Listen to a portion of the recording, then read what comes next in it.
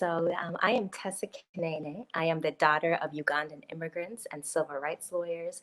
I was born outside of Detroit, but spent much of my life growing up in Brazil. I now work in social and criminal justice at Harvard University, where my mission is really to equip and support and inspire the next generation of leaders to make a positive impact on the world, especially as it relates to social and racial injustice. My work also leads me to I work as a strategist for Stacey Abrams' organization Fair Fight, where much of that work is understanding how do we unpack and disentangle and unlearn and relearn and reapply ways in which we can work in community as a movement and as a force to make sure that we unwrite and rewrite law and policy and nominate and support leaders who will do the same in all the halls in which they sit. And then finally, and most importantly, as I am a mentor. And I take a lot of passion in making sure that I can work with folks of all ages and from every walk of life to understand how together we can be stronger, especially this year, right? So I think my biggest call is above all, I'm a human and I'm an active ally. And I take allyship really seriously because I feel as though it has to be a commitment.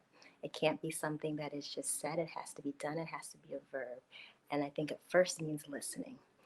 Means understanding stories. First means understanding history. And so much of what we know about Asian American community and the African American community is not taught perfectly in schools. It's not a powerful piece of our education system. When I was in elementary school, my mother and 6 other moms had to advocate for 6 years to get a textbook just to mention the word slavery. And not on one page in those books did they talk about the story of the Asian American community, right? And our stories are the collective story of the United States of America. And so my mission is to do everything that I can in my power, to do as much listening and reading and learning as I can, and then find ways in which to not just hold that in, not just change, to have that, not just change the way that I speak or the ways in which that I use language, but really changes who I am, right? Changes the way that I think, the perspectives that I hold, because that has a ripple effect on the human that I am, to my family, to my friends, to my students, to my colleagues, to my community, to the ways in which that I write and recommend policy, to the issues and organizations that I support, to the causes behind which I get behind, and in all the work that I do. So I think that I always encourage and inspire people to deeply make sure that that is a piece of their practice, because I believe that when we a lot of this work, it really has to be about how are we applying these things to real lives, as we continue to process and grieve the deaths of Atlanta.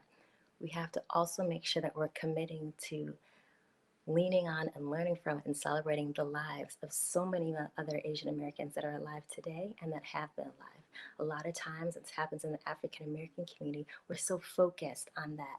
And we wouldn't have Asian American deaths and we wouldn't have Black deaths if we all committed and understood the ways in which these lives are valued, that these lives are worthy, that these stories need to be told, that if we understand that the history, both of cultures, but also of policy that have allowed us to get to this point, as we understand the stories of those being felt made silent, and those who've experienced discrimination of all forms, violent and nonviolent, which is often so much of what happens in the Asian community. So it doesn't make headline news. I think we have to do that work. I think we have to deeply understand that. I would say compassion doesn't require experience, but it's deepened by it.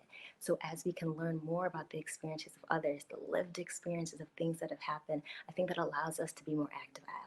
That allows us to not only deeper empathize, but then energize and mobilize and strategize to understand how are we going to turn the corner, how together are we going to propose solutions and understand how to challenge the status quo and really make sure that that voices are heard and that justice is always served, and that we finally rid this nation of its most evil sin and its deepest evil, which I believe to be racism.